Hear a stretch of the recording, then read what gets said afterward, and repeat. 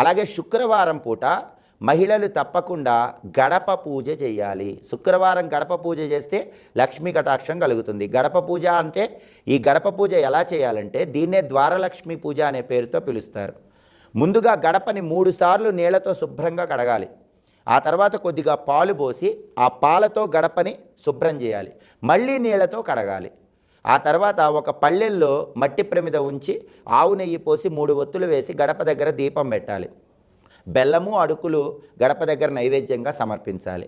ఆ దీపం వెలుగుతున్నంతసేపు ఇంట్లో మహిళలు నిద్రపోరాదు. దీన్నే ద్వారలక్ష్మి పూజ లేదా గడప పూజ అనే పేరుతో పిలుస్తారు.